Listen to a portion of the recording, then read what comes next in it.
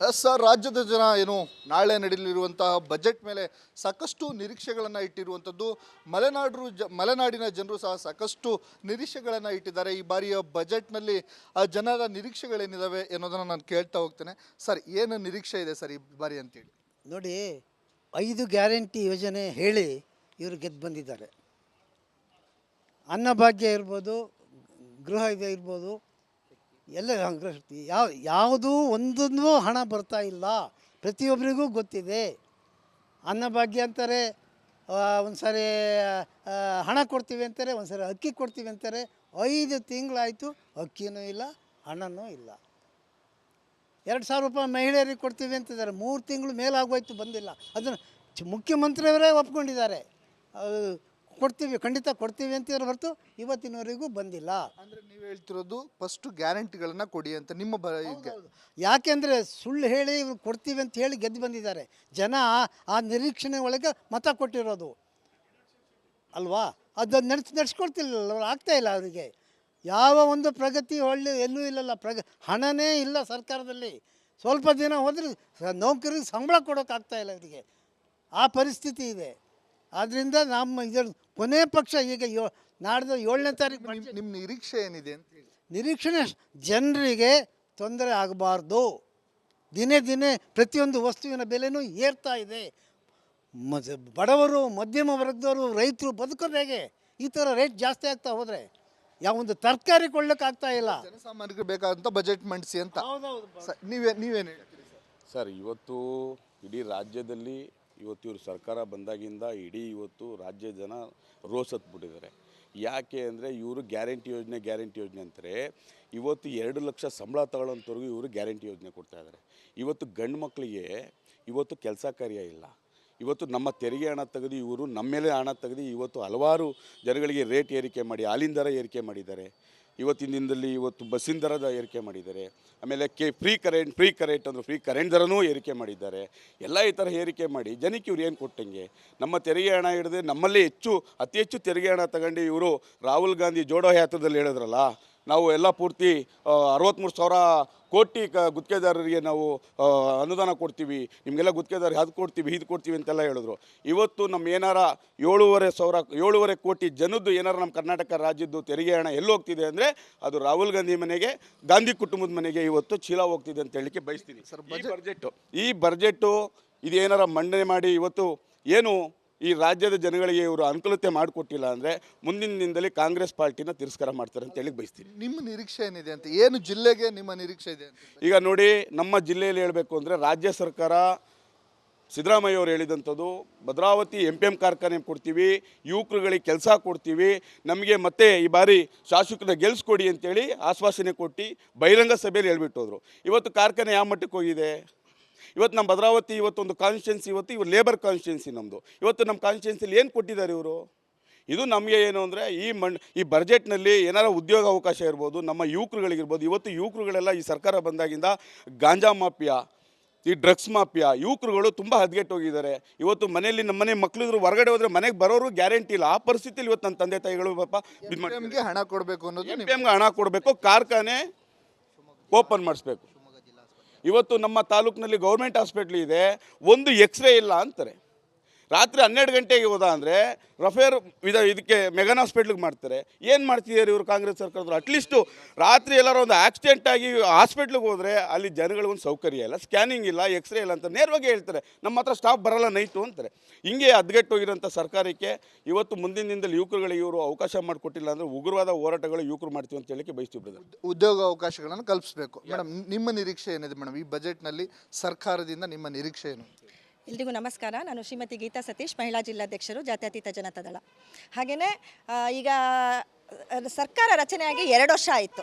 ನೋಡ್ತಾ ಇದ್ದೀವಿ ಯೋಜನೆಗಳು ಯಾವ ರೀತಿ ಎಲ್ಲ ಆಗ್ತಾ ಇದೆ ಅಂತ ಹೇಳಿದೆ. 3 ತಿಂಗಳಿಗೊಂದ್ಸರಿ ದುಡ್ಡು ಹಾಕ್ತಾರೆ, 6 ತಿಂಗಳಿಗೊಂದ್ಸರಿ ದುಡ್ಡು ಹಾಕ್ತಾರೆ, ಎಲೆಕ್ಷನ್ ಬಂದಾಗ ದುಡ್ಡು ಹಾಕ್ತಾರೆ. ಯೋಜನೆಗಳು ಏನು ಅವ್ರು ಗ್ಯಾರಂಟಿ ಕೊಟ್ಟಿದ್ರು ಅದರಲ್ಲೇ ಮುಳುಗೋಗ್ಬಿಟ್ಟಿದೆ ಸರ್ಕಾರ ಅನ್ಸುತ್ತೆ. ಮೇಡಮ್, ಗ್ಯಾರಂಟಿಯನ್ನು ಹೊರತುಪಡಿಸಿ ನಿಮ್ಮ ನಿರೀಕ್ಷೆ, ನಮ್ಮ ಜಿಲ್ಲೆಗೆ ಈ ಸರ್ಕಾರದಿಂದ ನಿಮ್ಮ ನಿರೀಕ್ಷೆ ಏನಿದೆ? ಏನಪ್ಪ ಅಂತ ಹೇಳಿದ್ರೆ ನಾನು ಹೆಣ್ಮಕ್ಳಿಗೆ ಓದೋದಕ್ಕೆ ಏನಾದರೂ ವ್ಯವಸ್ಥೆ ಮಾಡ್ಕೊಡೋದಾಗಿರ್ಬೋದು. ಯಾಕಂತ ಹೇಳಿದ್ರೆ SLC PUC ತನಕ ಹೆಂಗೋ ಓದ್ಕೊಂಡ್ಬಿಡ್ತಾರೆ ಸರ್ ಹಳ್ಳಿ ಹೆಣ್ಮಕ್ಳುಗಳು. ನಂತರ ಡಿಗ್ರಿ ಮಾಡೋದಕ್ಕೆ ಅಥವಾ ನೆಕ್ಸ್ಟ್ PG ಮಾಡೋದಕ್ಕೆ ಏನಾದರೂ ಒಂದು ಅವರಿಗೆ ಉಳ್ಕೊಳ್ಳೋ ವ್ಯವಸ್ಥೆ ಆಗಿರ್ಬೋದು. ಯಾಕಂತ ಹೇಳಿದ್ರೆ ಅಲ್ಲೂ ಕೂಡ ಇನ್ಕಮ್ ಸರ್ಟಿಫಿಕೇಟ್ ನೋಡ್ತಾರೆ, ಎಲ್ಲಿಂದ ಅಂತ ನೋಡ್ತಾರೆ, ಅದರಲ್ಲೂ ಬಹಳಷ್ಟು ಪಾರ್ಶಿಯಾಲಿಟಿ ನಡೆಯುತ್ತೆ. ಸೊ ಏನೋ ಒಂದು ಹೆಣ್ಮಕ್ಳಿಗೆ ಓದೋದಕ್ಕೆ, ಅವರಿಗೆ ಹಾಲ್ಟ್ ಆಗೋದಕ್ಕೆ, ಊಟದ ವ್ಯವಸ್ಥೆ ಈ ರೀತಿ ಎಲ್ಲ ಮಾಡಿಕೊಟ್ರೆ ಒಂದು ಎಜುಕೇಷನ್ ವೈಸಲ್ಲಿ ಹೆಣ್ಮಕ್ಳು ಇಂಪ್ರೂವ್ ಆಗೋಕ್ಕೆ ಒಳ್ಳೇದಾಗತ್ತೆ ಅಂತ ಅನಿಸುತ್ತೆ. ಹಾಗೆಯೇ ಉನ್ನತ ಶಿಕ್ಷಣಕ್ಕೆ ವಿದ್ಯಾರ್ಥಿಗಳಿಗೆ ಅನುಕೂಲ ಮಾಡಿಕೊಡ್ಬೇಕು ಖಂಡಿತ. ಹಾಗೆಯೇ ಓದಿ ಮುಗಿಸಿದಂತಹ ಹೆಣ್ಮಕ್ಳಿಗೆ ಒಂದು ಉದ್ಯೋಗಾವಕಾಶಗಳನ್ನು ಸೃಷ್ಟಿಸಬೇಕು. ಇಲ್ಲ ಅಂತ ಹೇಳಿದ್ರೆ ಅವರೇ ಸ್ವಂತವಾಗಿ ಏನಾದರೂ ಹೆಣ್ಮಕ್ಳುಗಳು ಮಾಡ್ತೀವಿ ಅಂತ ಮುಂದೆ ಬಂದಾಗ ಬ್ಯಾಂಕ್ಗಳ ಮುಖಾಂತರ ಅವರಿಗೆ ಈಸಿಯಾಗಿ ಲೋನ್ಗಳು ಸಿಗೋ ಥರ ಒಂದು ವ್ಯವಸ್ಥೆ ಎಲ್ಲ ಮಾಡಿಕೊಟ್ರೆ ಬಹಳಷ್ಟು ಹೆಣ್ಮಕ್ಳಿಗೆ ಉಪಯೋಗ ಆಗುತ್ತೆ. ಮಹಿಳೆಯರಿಗೆ ಸ್ವಾವಲಂಬಿ ಬದುಕನ್ನು ಕಟ್ಟಿಕೊಟ್ಟೋ ನಿಟ್ಟಿನಲ್ಲಿ ಒಂದು ಹೊಸ ಯೋಜನೆಗಳನ್ನು ತರಬೇಕು ಅನ್ನೋದು.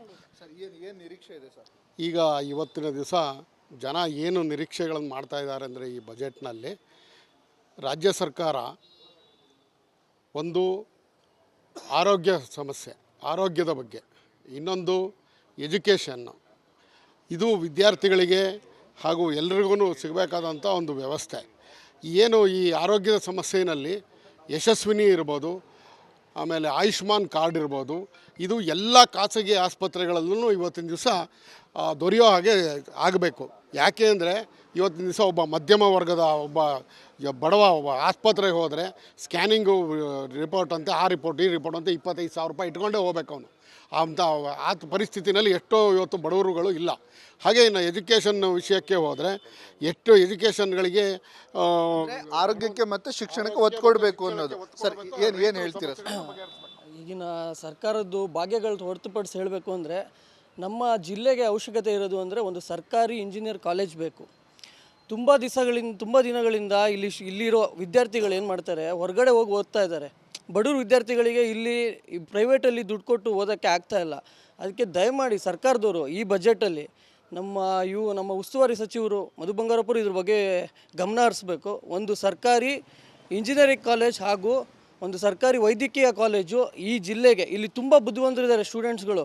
ಹೊರಗಡೆ ಓದ್ತಿರೋದ್ರಿಂದ ಇಲ್ಲಿರೋ ಪೇರೆಂಟ್ಸ್ಗಳಿಗೆ, ಪೋಷಕರಿಗೆ ತುಂಬ ಹೊರೆ ಆಗ್ತಾಯಿದೆ. ನಾನು ಈ ಬಜೆಟಲ್ಲಿ ನಿರೀಕ್ಷೆ ಮಾಡೋದು ಅಂದರೆ ನಮ್ಮ ಯುವಕರಿಗೆ ಒಂದು ಸರ್ಕಾರಿ ಇಂಜಿನಿಯರಿಂಗ್ ಕಾಲೇಜು ಮತ್ತು ಮೆಡಿಕಲ್ ಕಾಲೇಜು ಇಲ್ಲಿಗೆ ಬೇಕು ಅನ್ನೋದನ್ನ ನಾನು ಇದರಿಂದ ನಿರೀಕ್ಷೆ ಮಾಡ್ತೀನಿ. ಇದಿಷ್ಟು ಮಲೆನಾಡಿಗರ ನಿರೀಕ್ಷೆ ಆಗಿರುವಂಥದ್ದು. ಒಂದು, ಮಹಿಳೆಯರಿಗೆ ಸ್ವಾವಲಂಬಿ ಬದುಕನ್ನು ಕಟ್ಕೊಳ್ಳಿಕ್ಕೆ ಹೊಸ ಯೋಜನೆಗಳನ್ನ ತರಬೇಕು, ಜನಸಾಮಾನ್ಯರಿಗೆ ಹೊರೆಯಾಗದಂಥ ಬಜೆಟನ್ನು ಕಲ್ಪಿಸಬೇಕು, ಜೊತೆಗೆ ಭದ್ರಾವತಿಯ MPMಗೆ ಅನುದಾನವನ್ನು ಬಿಡುಗಡೆ ಮಾಡೋ ನಿಟ್ಟಿನಲ್ಲಿ ಸರ್ಕಾರ ಮುಂದಾಗಬೇಕು. ಇನ್ನೊಂದು ಪ್ರಮುಖವಾಗಿ ಅಂದರೆ ಶಿವಮೊಗ್ಗ ಜಿಲ್ಲೆಗೆ ಇಂಜಿನಿಯರಿಂಗ್ ಕಾಲೇಜನ್ನು ನೀಡಬೇಕು ಅನ್ನುವಂಥದ್ದು ಮಲೆನಾಡಿಗರ ಆಗ್ರಹವಾಗಿರೋದು. ಕ್ಯಾಮ್ರಾ ಪರ್ಸನ್ ಚಿರಾಗ್ ಜೊತೆ ಭೀಮಾನಾಯಕ, ರಿಪಬ್ಲಿಕ್ ಕನ್ನಡ, ಶಿವಮೊಗ್ಗ. ಸರ್, ರಾಜ್ಯದ ಜನ ಏನು ನಾಳೆ ನಡೆಯಲಿರುವಂತಹ ಬಜೆಟ್ ಮೇಲೆ ಸಾಕಷ್ಟು ನಿರೀಕ್ಷೆಗಳನ್ನು ಇಟ್ಟಿರುವಂಥದ್ದು. ಮಲೆನಾಡಿನ ಜನರು ಸಹ ಸಾಕಷ್ಟು ನಿರೀಕ್ಷೆಗಳನ್ನು ಇಟ್ಟಿದ್ದಾರೆ. ಈ ಬಾರಿಯ ಬಜೆಟ್ನಲ್ಲಿ ಆ ಜನರ ನಿರೀಕ್ಷೆಗಳೇನಿದ್ದಾವೆ ಅನ್ನೋದನ್ನು ನಾನು ಕೇಳ್ತಾ ಹೋಗ್ತೇನೆ. ಸರ್, ಏನು ನಿರೀಕ್ಷೆ ಇದೆ ಸರ್ ಈ ಬಾರಿ ಅಂತೇಳಿ? ನೋಡಿ, 5 ಗ್ಯಾರಂಟಿ ಯೋಜನೆ ಹೇಳಿ ಇವರು ಗೆದ್ದು ಬಂದಿದ್ದಾರೆ. ಅನ್ನಭಾಗ್ಯ ಇರ್ಬೋದು, ಗೃಹ ಇರ್ಬೋದು, ಎಲ್ಲ ಯಾವುದೂ ಒಂದೊಂದು ಹಣ ಬರ್ತಾ ಇಲ್ಲ. ಪ್ರತಿಯೊಬ್ಬರಿಗೂ ಗೊತ್ತಿದೆ. ಅನ್ನಭಾಗ್ಯ ಅಂತಾರೆ, ಒಂದು ಸಾರಿ ಹಣ ಕೊಡ್ತೀವಿ ಅಂತಾರೆ, ಒಂದು ಸಾರಿ ಅಕ್ಕಿ ಕೊಡ್ತೀವಿ ಅಂತಾರೆ. 5 ತಿಂಗಳಾಯಿತು, ಅಕ್ಕಿನೂ ಇಲ್ಲ, ಹಣನೂ ಇಲ್ಲ.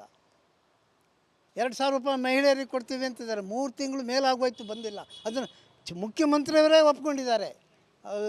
ಕೊಡ್ತೀವಿ, ಖಂಡಿತ ಕೊಡ್ತೀವಿ ಅಂತಿದ್ರೆ ಹೊರತು ಇವತ್ತಿನವರೆಗೂ ಬಂದಿಲ್ಲ. ಅಂದರೆ ನೀವು ಹೇಳ್ತಿರೋದು ಫಸ್ಟು ಗ್ಯಾರಂಟಿಗಳನ್ನು ಕೊಡಿ ಅಂತ ನಿಮ್ಮ ಯಾಕೆಂದರೆ ಸುಳ್ಳು ಹೇಳಿ ಇವ್ರು ಕೊಡ್ತೀವಿ ಅಂತ ಹೇಳಿ ಗೆದ್ದು ಬಂದಿದ್ದಾರೆ. ಜನ ಆ ನಿರೀಕ್ಷಣೆ ಒಳಗೆ ಮತ ಕೊಟ್ಟಿರೋದು ಅಲ್ವಾ? ಅದನ್ನು ನಡೆಸ್ಕೊಡ್ತಿಲ್ಲ, ಅವ್ರು ಆಗ್ತಾಯಿಲ್ಲ. ಅವರಿಗೆ ಯಾವ ಒಂದು ಪ್ರಗತಿ ಎಲ್ಲೂ ಇಲ್ಲಲ್ಲ. ಹಣನೇ ಇಲ್ಲ ಸರ್ಕಾರದಲ್ಲಿ. ಸ್ವಲ್ಪ ದಿನ ಹೋದರೆ ನೌಕರಿಗೆ ಸಂಬಳ ಕೊಡೋಕ್ಕಾಗ್ತಾಯಿಲ್ಲ ಇವರಿಗೆ. ಆ ಪರಿಸ್ಥಿತಿ ಇದೆ.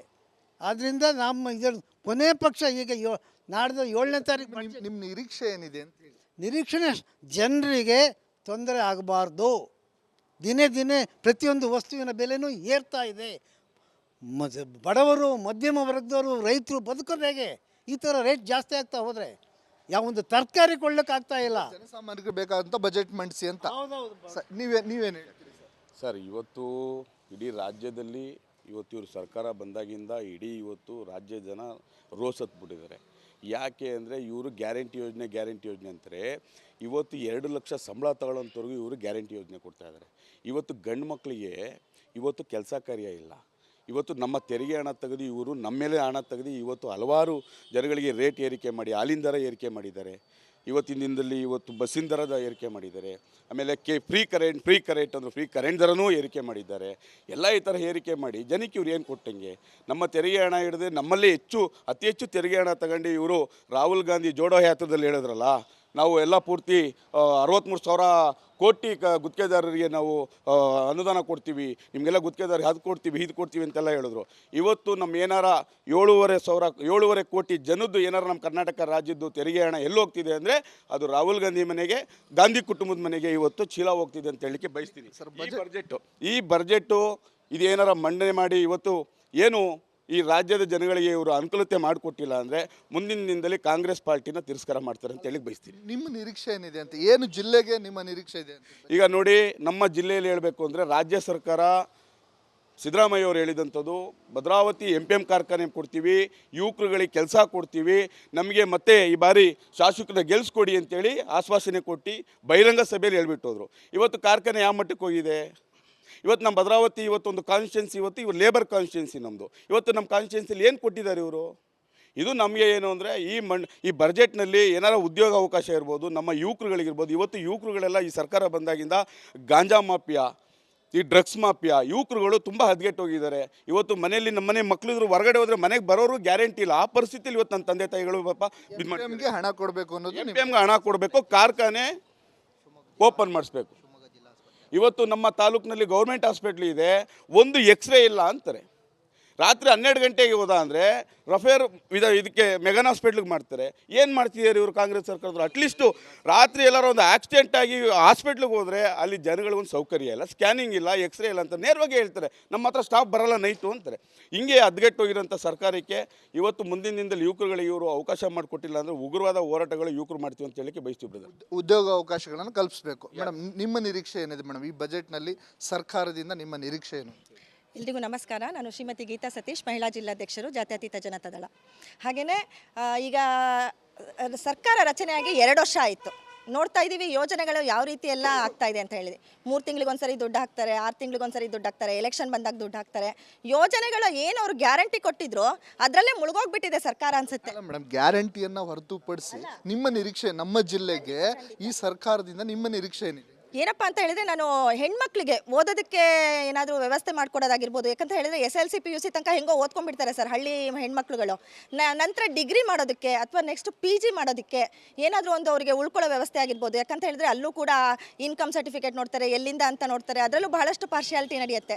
ಸೊ ಏನೋ ಒಂದು ಹೆಣ್ಮಕ್ಳಿಗೆ ಓದೋದಕ್ಕೆ, ಅವರಿಗೆ ಹಾಲ್ಟ್ ಆಗೋದಕ್ಕೆ ಊಟದ ವ್ಯವಸ್ಥೆ ಈ ರೀತಿ ಎಲ್ಲ ಮಾಡಿಕೊಟ್ರೆ ಒಂದು ಎಜುಕೇಷನ್ ವೈಸಲ್ಲಿ ಹೆಣ್ಮಕ್ಳು ಇಂಪ್ರೂವ್ ಆಗೋಕ್ಕೆ ಒಳ್ಳೇದಾಗತ್ತೆ ಅಂತ ಅನಿಸುತ್ತೆ.